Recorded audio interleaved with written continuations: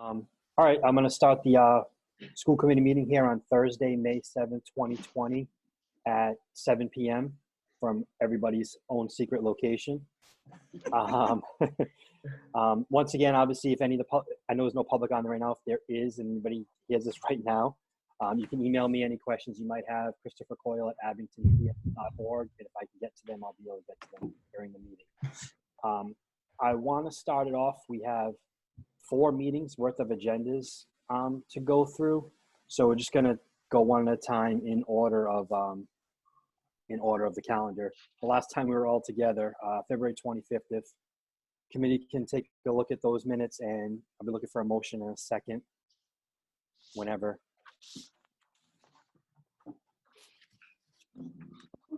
I'll make the motion. I'll second it. All in favor?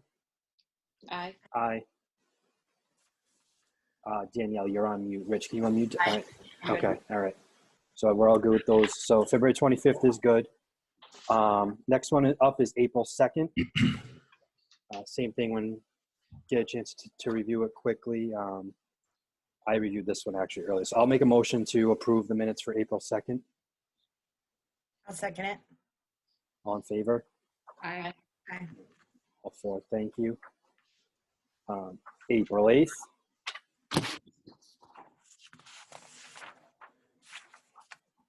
Was a quick one. I'll make a motion. I'll second it. All in favor? Aye. And last but not least, April 21st was the last time we met.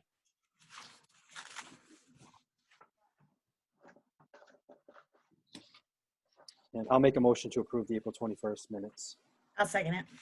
All in favor? Aye. Aye. Aye. Aye. Excellent. All right, so I let the committee know really quick. So I'm gonna jump the agenda around at least one item. I'm gonna move Chester Millette Award up to right now, and then we'll go in order after that. So Peter, I don't know if it was you or Dr. Fedorowicz was gonna take Chester Millette, or I'll get to that in a minute, or James has anything they want to say about it. I want to say a few things after it's done, but I want to handle this first. So I just, obviously, people know we announced that the winner was Rebecca Lennon for our teacher winner, and for a paraprofessional educational support personnel winner, it's Catherine Najalis. And in your packet, you've got all of the people who were nominated, and I just wanted to make sure you were aware that Rebecca gets a congratulation letter, Catherine Najalis has a congratulation letter, and then what the committee did was sent all of the nominees a letter congratulating them for their hard work and being nominated. And I think we celebrate them when we return to school in the fall, and just that this. I say the same thing every year, but I feel the same way every year, that this award is really symbolic of all of the work that all of the teachers do. Sherry did a good job with the selection committee. She used the same process that we've used annually with different representation from different groups, reading all of the nominations, and they picked the winners. Excellent, thank you. Congratulations to the winners. Congratulations to all the nominees. Staying with this for a moment, there's a couple things I just wanted to say in terms of, and anybody can jump in afterwards too. I wanted to congratulate, first of all, Dr. James Robbins. James completed his doctorate, so he can now join the ranks as Dr. Robbins. So James, congratulations to you on that. Well, thank you so much. Congratulations. I just found that out today, so congratulations to that. Also, earlier I know people probably have seen them around town, the signs for the high school graduates. Lisa, you probably look out your window and see a sign. So I want to thank Sue Peck and Shauna O'Donnell and Dr. Sullivan, Ms. Luco, I hope I got that right. But I want to thank them for taking the time to do that. It was great to see around town. It was a total surprise. It was fantastic. I noticed even other high schools with students around, Cardinal Spellman and things like that, have also done it. So it's great to see with everything going on. Gives those kids a chance to be recognized and feel good about themselves with that. lastly, I just want, as it was Teacher Appreciation Week, I just want to take a minute and wish all the teachers and staff a happy Teacher Appreciation Week. This school year has presented challenges that most of us wouldn't have deemed would have deemed unfathomable prior to it happening, going all the way back to the beginning of the year. All of you have risen up to meet these challenges in ways that cannot be measured. I want to thank all of you, all the staff, administration, teachers, support staff, everybody, the rest of the committee, for all the work they've done this year through all of the situations we had to work through. And that's kind of what I had to say about it. I wanted to just tack on to the Millet, and I wanted to move that to the front. There's enough negative stuff that we've had to deal with. I want to get the positive stuff out in front for everybody. So if anybody else has anything they'd like to add, please feel free. It's open. I agree. Thank you, everybody, for all your hard work and everything that you've done this year. Much appreciated for our students and families. Thank I you, agree Wendy. too. Congratulations Thanks, to guys. everybody. Great work. Thank you Excellent. for noting that for people. Appreciate it. No problem. So moving on, some more order of business. Peter, I'm gonna toss this over to you for introduction of Jonathan Bourne. Yes, so I can't welcome Jonathan Bourne because I'm welcoming him back to Abington. He was the assistant principal at Abington High School in 2006 through 2010. He left Abington to become an assistant principal, acting principal in Needham. After that, he was the principal at Norwood High School for 3 years. And he was an interim principal in Hudson in the 18-19 school year. And last year, he finished off a degree in human resources and did an internship back at the Needham Public Schools. And we're fortunate that he'll be returning to Abington High School as Abington High School's principal next year. In your packet, you have my letter of announcement, and then you have his letter that he wrote to our community and we sent out last week. And Jonathan's here with us on the call. Hi, everybody. Thank you for the opportunity to meet you all tonight and for the opportunity to come back to Abington to lead during certainly what is a difficult and as you mentioned, an unimaginable time. You know, I'm very blessed to have maintained a great relationship with Dr. Sullivan. I had to catch myself to do Dr. Sullivan because I always knew her as T or Terry. And but it's great to continue that connection with her and to be able to follow up with someone and reconnect with the staff.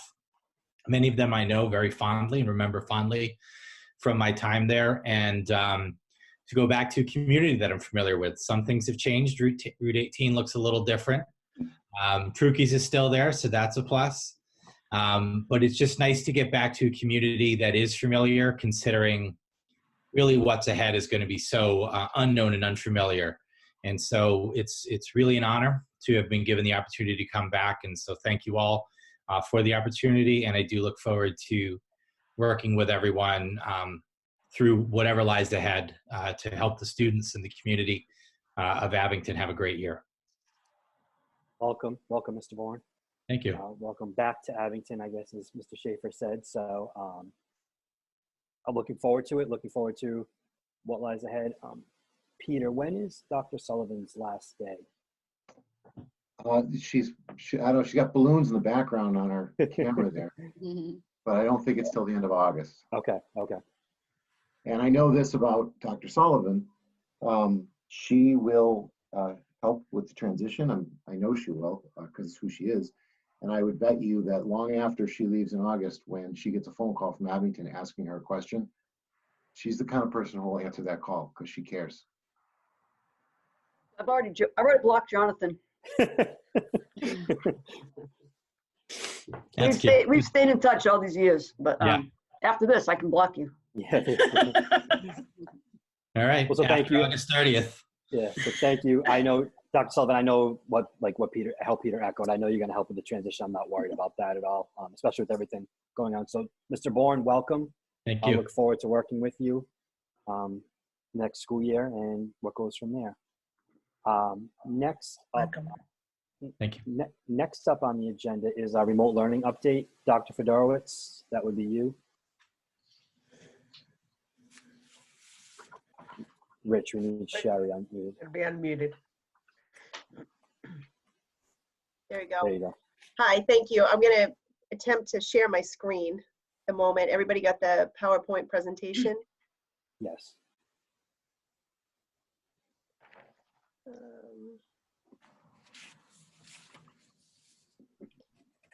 Rich, if you could open me up for screen sharing.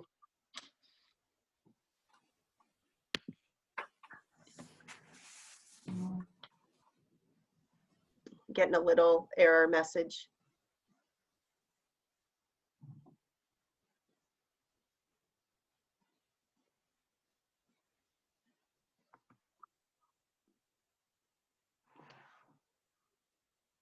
Working on it. 1 second.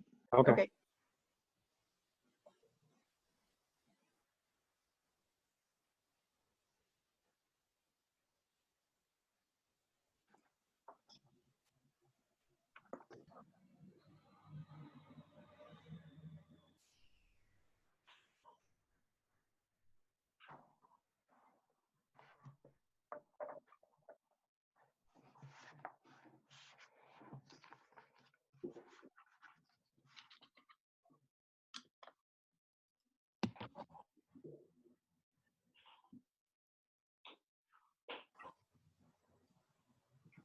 Rich, if you want, I can jump ahead.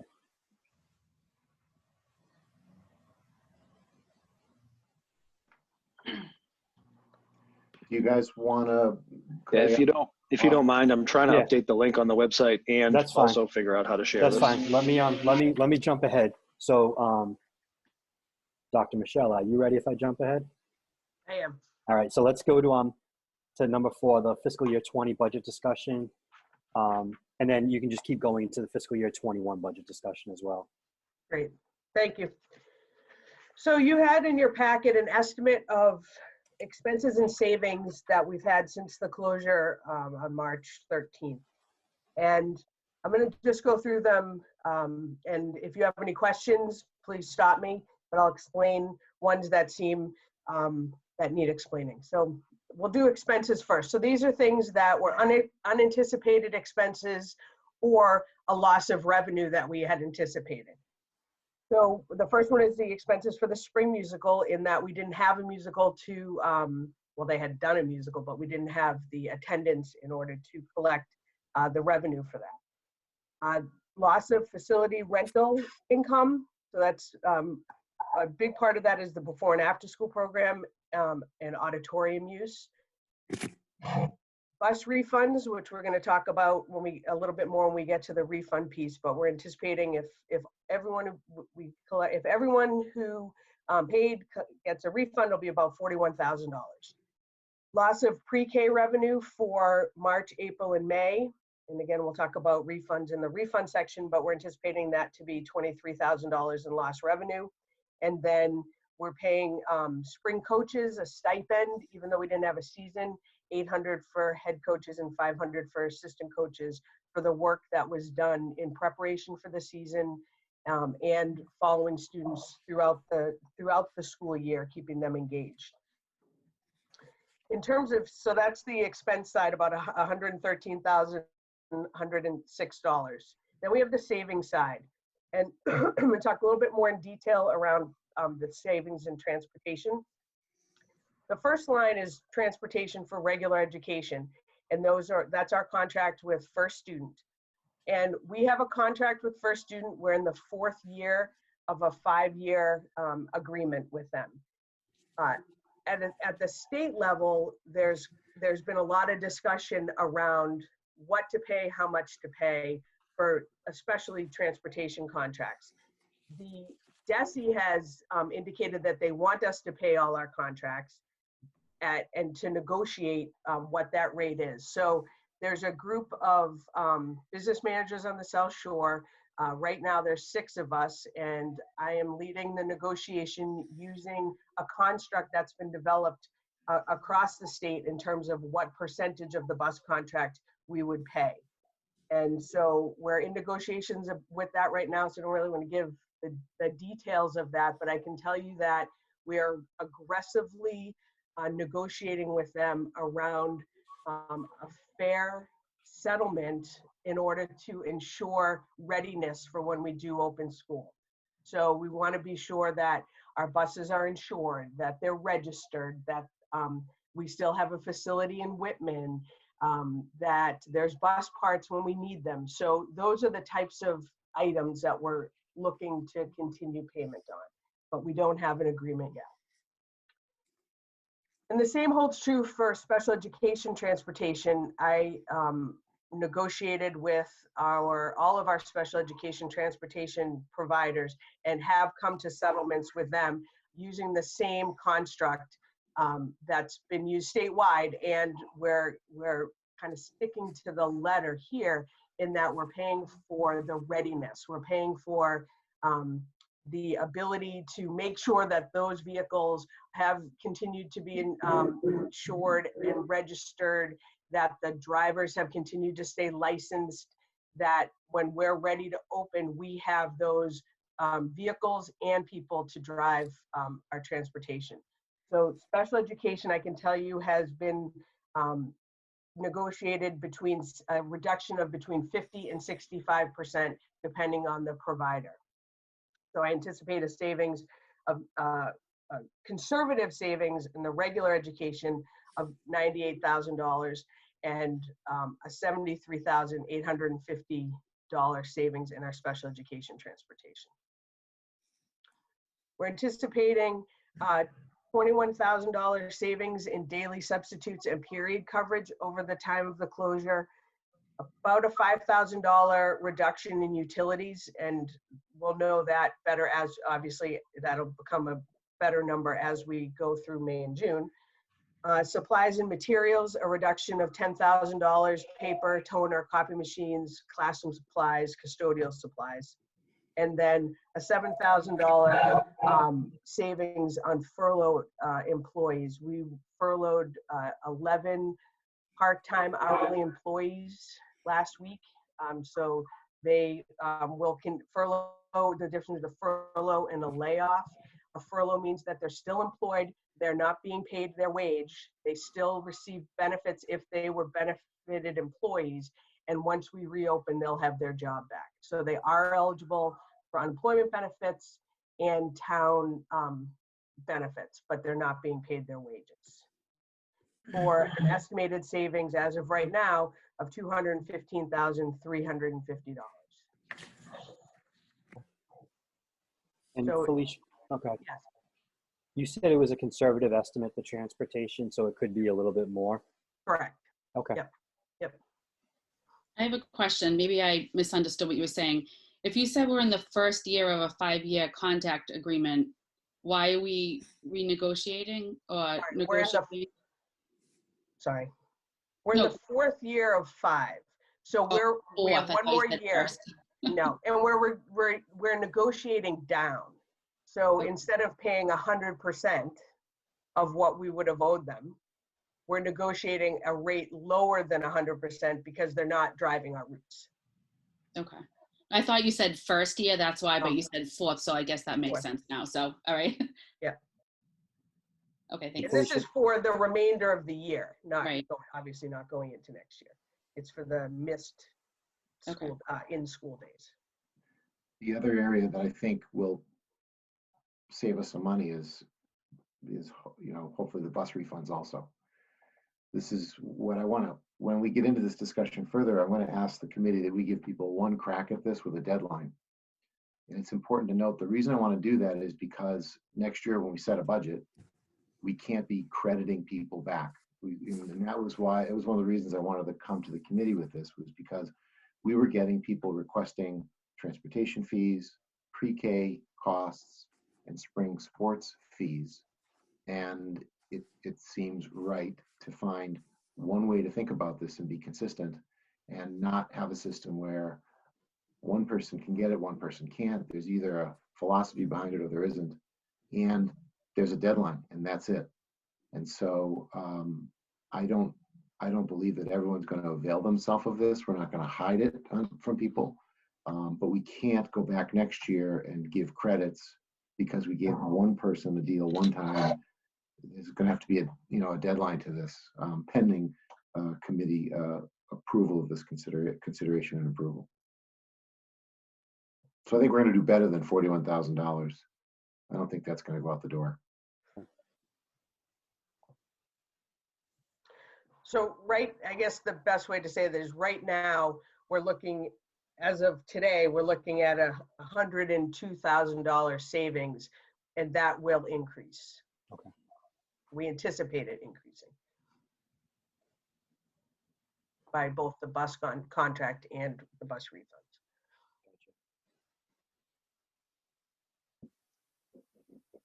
You don't need anything from us on that. You don't need anything from us on that, right? That was more just informational purposes. That was Okay. informational. Okay. Yep.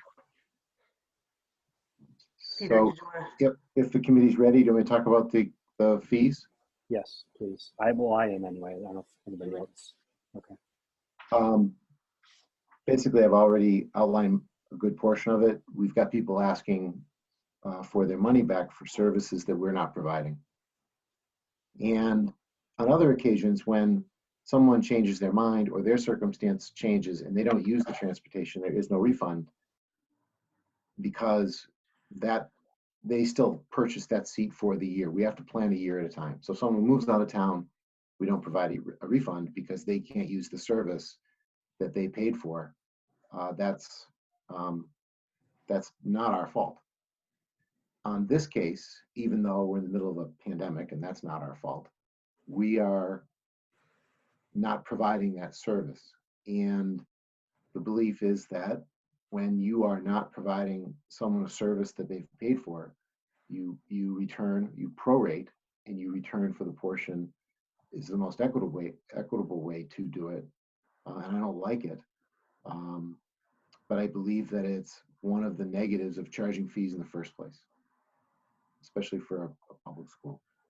And so if we've got students that didn't avail themselves of spring sports, but yet they paid for them, we've got people that paid for pre-kindergarten and we're not providing that. We've got people that paid for transportation and we're not providing them transportation to school. I would like to ask the committee to please approve our providing these people a prorated refund for the services that they paid for that they're not getting, with a deadline, and that's it. The process, I should also note, pending your approval, would take some time because the municipal process for giving people back their money is cumbersome. But that's about accountability. And I want to answer any questions people might have. I have a question. So on the bus refund form, so it's saying they're going to get back $90.88 per bus fee paid. So if I remember correct, it's been a few years since we've done buses, but if it's like one student, is it one fee, then two, and then there's a family cap.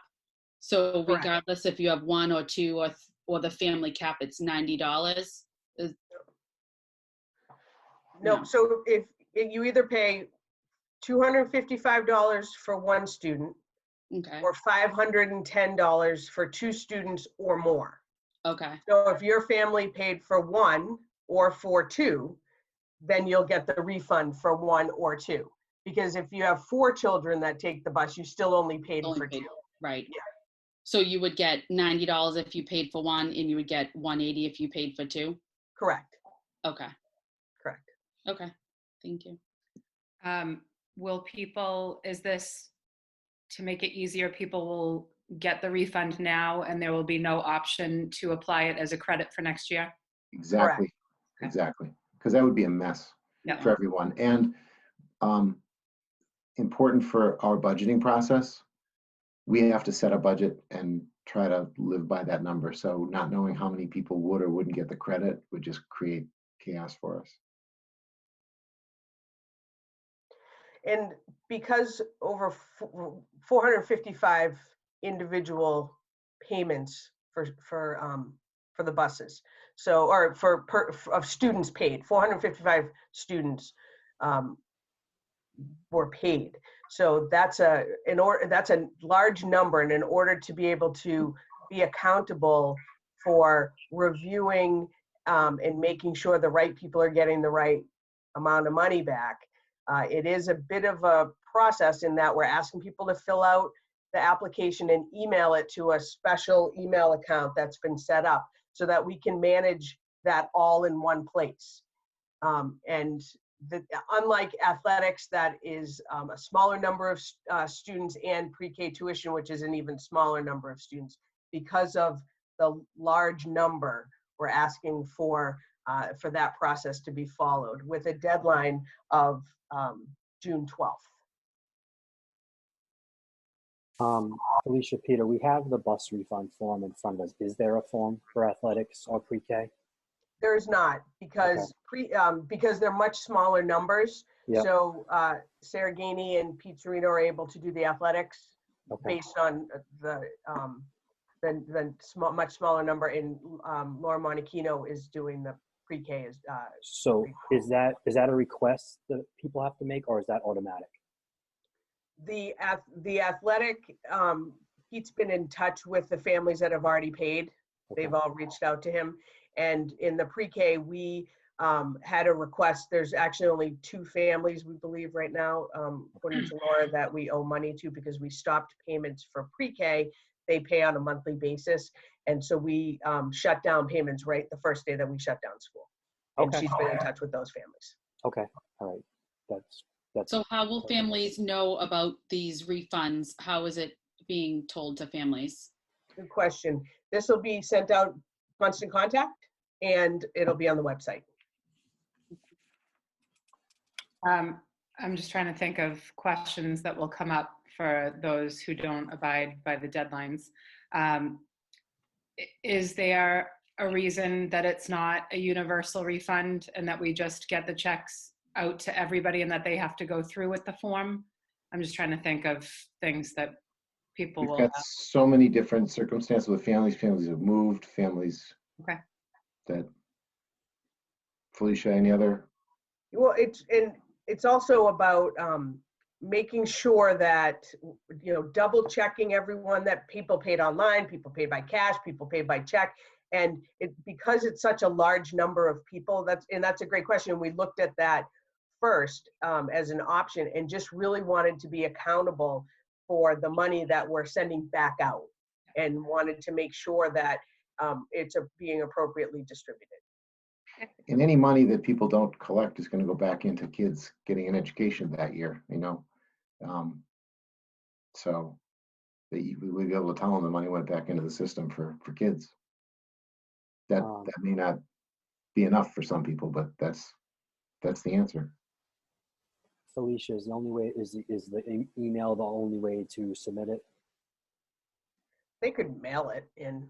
I guess my question is, I don't have a scanner at my house. Could you take a picture of it and email a picture? Okay, all right. Absolutely. Okay. Absolutely.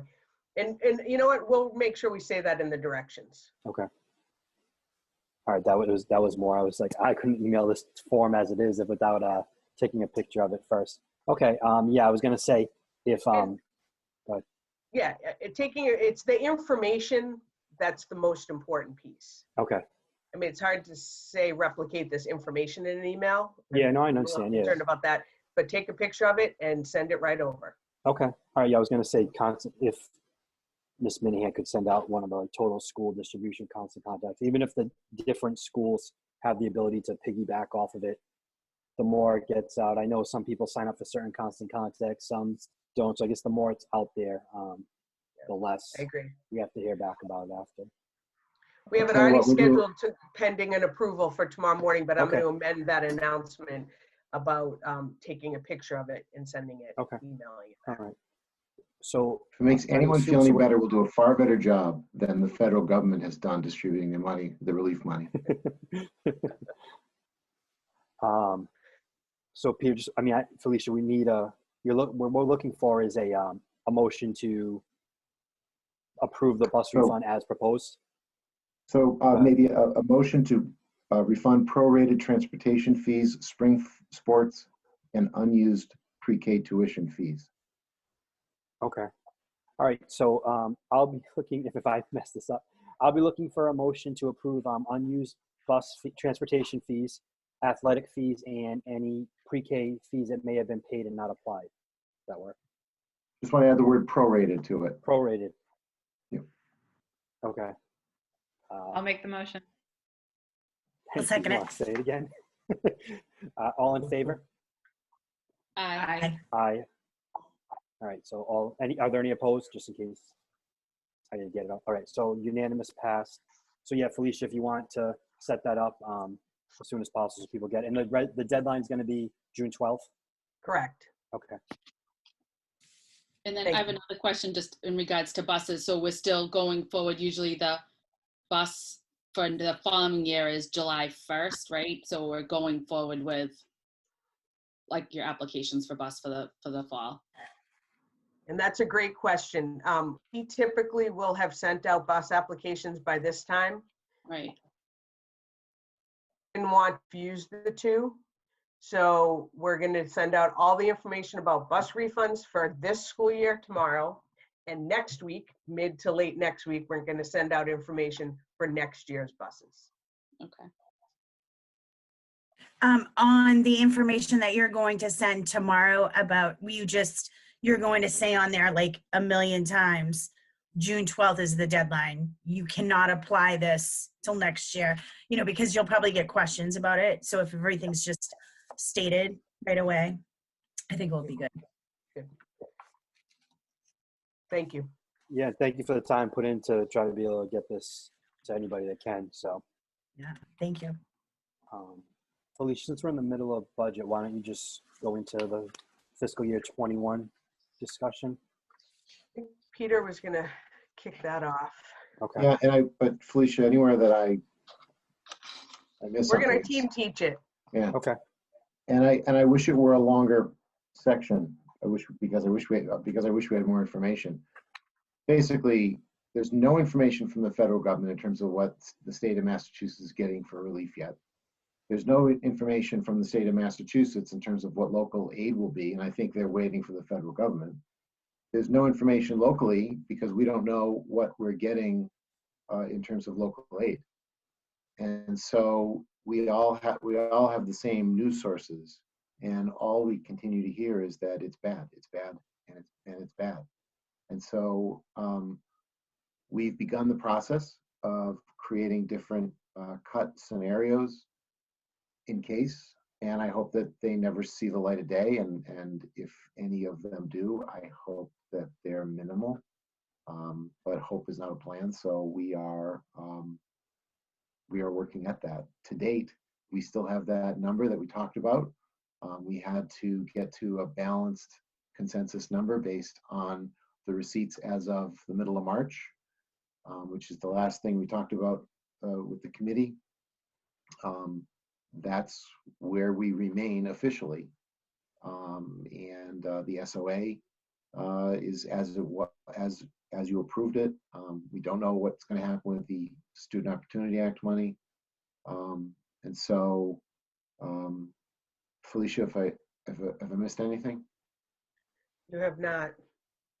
It's I can add that it's a frustrating time for all of us and all of my colleagues and school committees, because typically by this time we know what the direction is for the following year, and we just don't have that.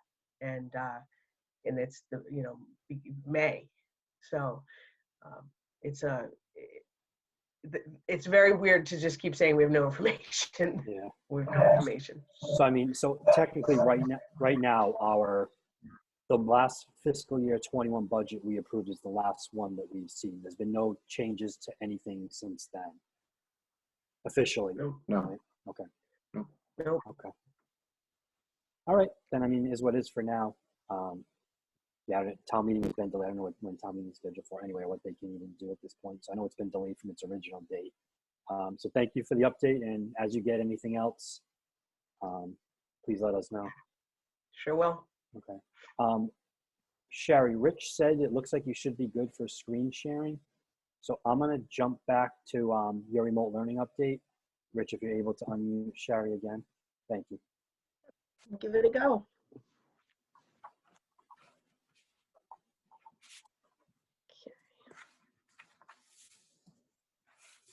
Okay, can everybody see that? I can enroll. Okay, great. So what I'm going to do is give you an update on remote learning.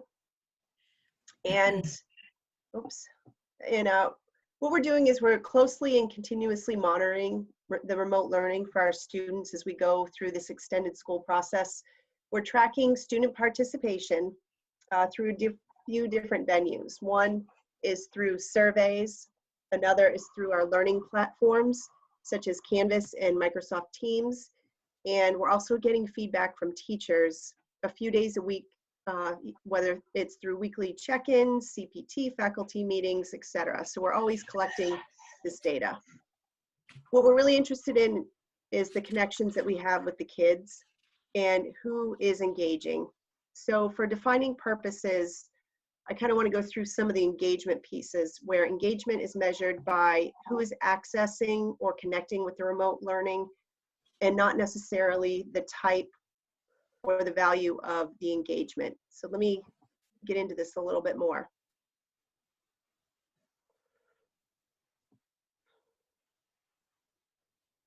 So the data we are collecting shows that students are connecting. So we're really excited that students are connecting. And it's either they're connecting with our teachers or support services, it's our teachers working with students, it's the peers within a classroom working together, being able to see each other, be able to talk, connect, work on projects. Teachers and or support personnel or support services provide that social emotional support and that connection for the kids. And then the last is the academic engagement. So there are different ways when we talk about student engagement, different ways that we're connecting with the kids, whether it's academics, social emotional support, just being with the teacher or kids being able to interact as well. We're maintaining those connections and establishing routines, which really is the most important thing right now. It's keeping the kids connected. And as we move forward, as we get toward the end of the year, we only have a few more weeks left. We're going to continue to work with students and we're going to continue to keep them engaged. Academic engagement is through our review of standards and some of the newer material. And we're always looking for continuous efforts and adjustments to keep the kids and the families engaged and connected with us in the schools. So these could be following up with families, whether feedback, phone calls from the principals. We're all trying to keep the families engaged. And we have to remember too that different families have different challenges. You know, we're trying to be flexible and supportive and give the families what they need.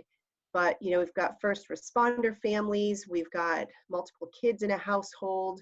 So there's a lot of different scenarios, you know, parents working that we're trying to be flexible with.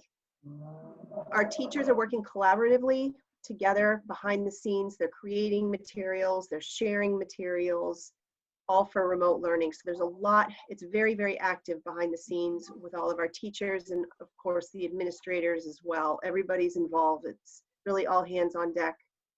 And our remote learning routines continue to evolve as we do our data check-ins and also checking in with our parents and our students. One of our overall goals is to be mindful of where we are when we return. So we created a document that outlines all the standards for the year, and then we highlighted those power standards from the commissioner. And what we're doing is we're keeping track of what's been covered and what of the power standards might still need to be covered. And I have to say we're in really great shape at this point. I just met with all the curriculum coordinators, principals and department heads, directors, and I think we're in great shape this year. We have a couple gaps, but they're very, very minor. And I just want to give a shout out to, because teachers are working super hard behind the scenes and working with the kids, working on getting lessons out there, checking in with students. And I have to say the same for the administrators as well. They're working really hard, rolling out information, analyzing, and working with the teachers and with the families. So I just wanted to recognize them as well. Does anybody have any questions? I just have a quick question. So on the survey, I know people were, I told people about it because, you know, in the beginning of all of this, I think there was just some frustration you know, and just a learning curve on it. So with the survey, there was kind of maybe like a little comment box, but were you able to see all the comments that people sent in to you? Yes, Okay. for that, And- yep. Or for any other surveys, can we just like have a bigger comment box so that people can review what they wrote? And because it was hard. It was kind of just like an other type of question, you know. Okay, yeah, for the first round, and that's a talking? great suggestion coming out of, for the next one. Thank you. All right, cool. Sure, I think this is on, I mean, it's on everybody's mind, but it's the last bullet before questions. Being mindful where we are when we return. How is that being tackled? Like, because everybody's always different where they are when they return. It's going to be exponentially different for people now. For those that just based on how much they could even do, even if they could, it's clearly not, even if everybody could do everything they're getting, you're still not getting what you would get in the building. I guess what steps is there like a definitive process, or is it going to kind of be on an as needed basis, on each individual basis to try to figure out, or is there some kind of thing where we're going to go in the first few weeks of September, we try to figure out where everybody is? And I think, Chris, that's a good question, and it's a good point. So I think, of course, we don't have all of the answers yet, but we're working toward that, and we're collecting information, documenting information, and keeping it organized basically in one location so that we can triangulate everything that we need into one location, and then see where we are when we end the year, and talk about how we want to have our re-entry plan going back in. And it's a challenge too, because you have, you know, as I had mentioned before, there's different levels of engagement, and there's some things, you know, like a STEAM class is very hands-on. So teachers are doing a great job trying to adjust and make adjustments so that the kids can learn those standards. But there's that question of depth as well. Mm-hmm. I mean, it's going to be, and this is one of those clear cases where a school's not alone, a town's not alone, the state, I mean, it's a country, it's the greater world even, that is all going to be in some form of this. So we're definitely not alone in it. Just in terms of like how we're going to tackle ours anyway, you know what I mean? That's what we can control. Right. So. In curriculum instruction assessment, it's a big piece going forward with this, because we want to, you know, look at, are we going to be doing some pre-assessments with the kids? Do we need to tackle, you know, in looking and organizing this document, where are we and what do we need to do to move forward? I'm working with other districts too, talking to them to see what they're doing, and I think we're all in the same boat right now. Okay. This is a broader question. So either you, Peter, James, have you had any further guidance, and I don't think you have, but I'm going to ask about extended school year, and how will that be a remote thing? Will that be hopefully in a building thing, if it's multiple buildings? Is there any kind of guidance or any kind of plan you're formulating for the extended school year program? We had a conference call with the Commissioner of Education on Monday, and one of the first things he said was, I don't know. We'll get you as much information as we can, as fast as we can.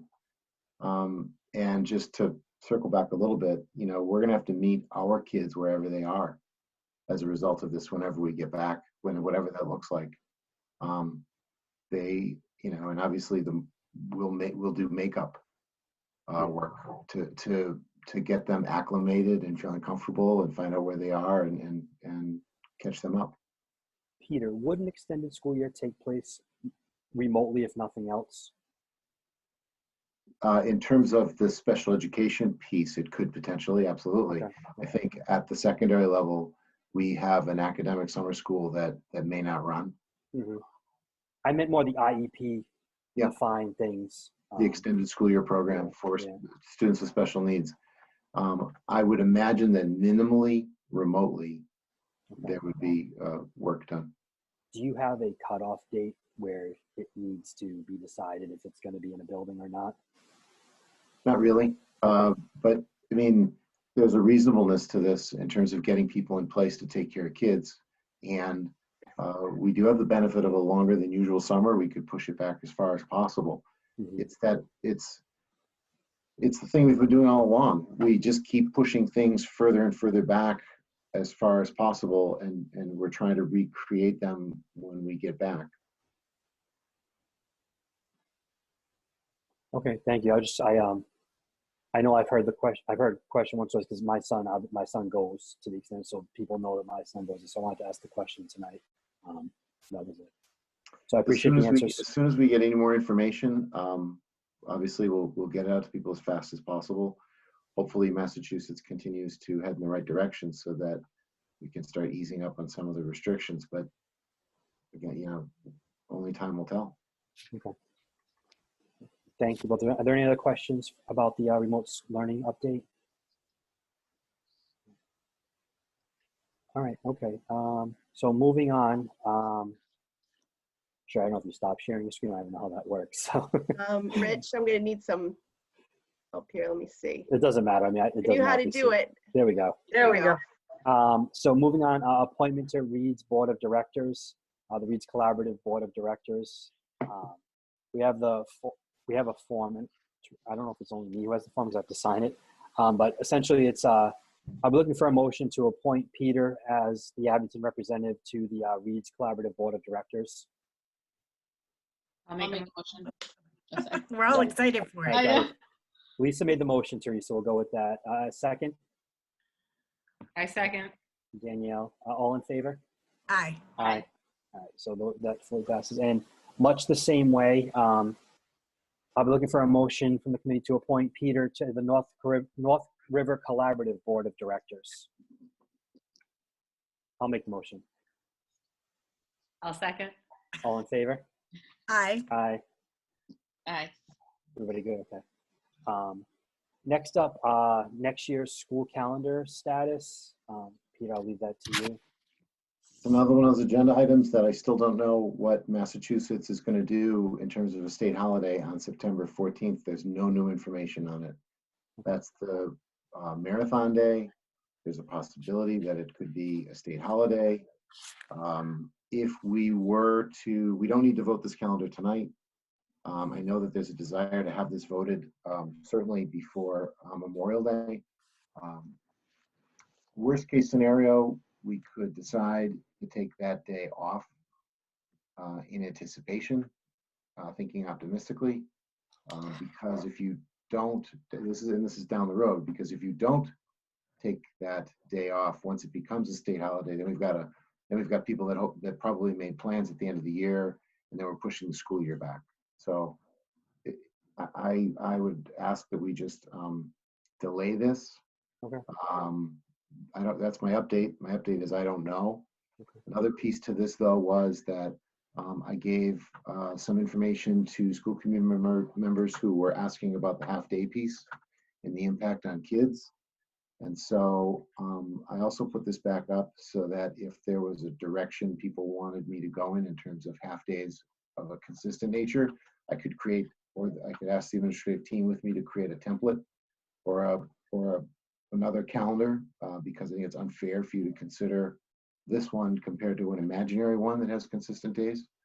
But I do believe that the impact on kids, especially at the elementary level, is fairly significant in terms of having a consistent half day, both for the subjects like PE, health, wellness, art, music, would all be impacted in terms of the continuity of those program deliveries. But then also in terms of digging a little deeper with the principals, the special education services that are provided end up being rescheduled in a way that's very disruptive to the lives of kids. So I suggest that we stay with a different day of the week. Okay. I was one of those people, so I received your email and I appreciate that. One thing that I was just thinking about, maybe we could consider, because I understand that it's a lot for the elementary especially, so it probably really can't be done, but what if we even went on kind of a calendar, like, you know, the first one's Monday and then your next one's Tuesday and then, you know, the next month it's Wednesday, so it's at least rotating so that people could get used to it rather than, you know, 1 month it's Tuesday, the next month it's Thursday, then it's Tuesday again. I don't know, because there have been times where it's on the same day, you know, but just months down the line. So I don't know, just something to think about. It doesn't even have to be, but at least it will be just a little bit more consistent for people so that they would, you know, what to expect. Yeah, kind of, go ahead. I was gonna say, I'm kind of with you, Wendy, and it's not a make or break type Right. thing, but maybe just something ideal. Even if it's not this one, Peter, if we're too far into this one, maybe Right. it's something to look for the next calendar, you know what I mean, next Exactly. year or whatever. Mm-hmm. I do want to say the consistent day worked for the secondary. I mean, they were like, yeah, Right. makes sense. We want it. You know, it makes it easy for us. Mhm. It's Maybe it's a discussion that takes place as we look to build the 21-22 calendar or whatever. Right. Down the line. So I mean, I was the one who had hinted at pre-Memorial Day too. I mean, I want to just adjust that. I mean, if you think come beginning of June, you'll have a much clearer idea, then we can wait. I guess if you have no idea, we got to get something before June 15th, I would say anyway. And if maybe just, if you don't have any direction from the state, what's the rest of the South Shore doing? okay. The rest, and we'll get that information. That will at least get that information. The most current information is that Marty Walsh says that's when the marathon's going to be, and the governor says he's going to support a statewide holiday. Okay. They haven't done it yet. Okay. I mean, they haven't made it a holiday yet. Okay. Okay, perfect. Well, thank you. I appreciate the update, and we'll table that until maybe the next meeting that we have, and we can vote that through, whatever it ends up looking like. Peter, next up is the informational stuff. I didn't know if you wanted to take it. Yeah, I just wanted to make sure I hit on a couple of things here. The work that's, you know, people feel terribly about the class of 2020 not having their rites of passage to date. And Dr. Sullivan and Mrs. Luco and the advisors and the high school people are just, they're working so very hard to do everything humanly possible. And so I included under informational Dr. Sullivan's memo that lays out you know, the efforts and what we want to do. And you know, I keep, you know, this school system does this thing and this school system does that. I can tell you that I haven't heard much that's going on other places that our people aren't trying to get done for our kids. I don't think I've heard anything, to be quite honest with you. I've heard of systems not doing some of the things we're doing for our seniors. So I just, you know, I applaud their effort. I know they're working hard at it. Hopefully we can do some of these things as this memo outlines. And even if we can't do all of the things in this memo, everything that can be done by the requirements provided by our health experts, I know will be done. So I just wanted to provide that to the committee. Also, Yeah, Peter, I just want to mention, I think it was a piece of good news too, like to munch, at least something positive, like something to look for, and having the dates on the paper for people to see that there's the plan that's in place now. Yeah, I think it was really positive. I think, you know, students and families were really happy to know that we are going to try to do a graduation. That's the plan, unless some restrictions come about. So I think it brought a lot of happiness to a lot of people. So I think, like you said, everyone's doing their best to give these kids, you know, kind of like their rite of passage that they deserve, that they've worked so hard and waited for. So it's nice that we're trying to incorporate as many things as we can for the students. So it's great. I do also, and not just because she's on the call, we've had a number of people, and if you're ready to move on to other informational items, I don't know. Yes, go ahead. Okay. You know, we have a couple of surprise resignations here. These are good people that we will miss. One that I want to highlight tonight is Laura Luco. She's not obviously retiring, but she's going on to another administrative position in another district, and I just wanted to acknowledge her and thank her for all of her years of service. Yeah, Ms. Laura, I echo what Peter said. Thank you for all the service you're here. Thank you for what you continue to do through this pandemic with the high schools we just mentioned, putting everything together. I know you're a big part in putting everything together, so thank you. And if you want to say it, then feel free. That's up to you, though. I didn't prepare anything to say, but That's thank okay. you That's for okay. kind words. I appreciate it. It's been a privilege. I've loved working in Abington, so I'll miss the kids. I want to say good luck to you as well. Where are you going? Can we ask? Middleborough High School. Oh, Middleborough awesome. High School. Awesome. Good. Congratulations. Best wishes. Thanks. So the other items are enclosed, and that's all I had for the committee. Thank you. Thank you. I just want to hit on one. I think I'm going to go back to where I was at the beginning. There was one name I forgot to mention. And Dr. Sullivan, Ms. Luca, you can maybe let him know this. I want to thank Cam Kearney for the 2 years that he served on as the student rep on the school committee. I know the seniors are ending in about 3 weeks or so. I don't know the exact date.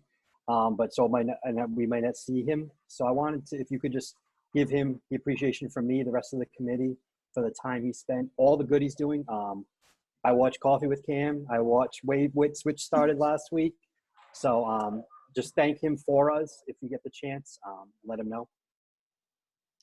Of course. Thank you. That was all I, Pete, did you have a next meeting date in mind right now or not really? Too early to tell? I don't at this point. Okay. I don't know if people, we can email and ask people in terms of availability times, whether you want to do, Okay. whether you like doing the evening or you want to do the day, whatever you think. Okay. Just not Tuesdays. Not right now. Tuesdays. So After two. so that's all I had. If nobody has anything else, I'll be looking for a motion to adjourn.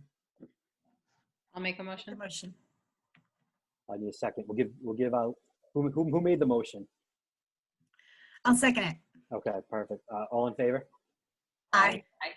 Excellent. So this meeting's adjourned. I'll see everybody next time, and thank you all again. Thank you to all the teachers.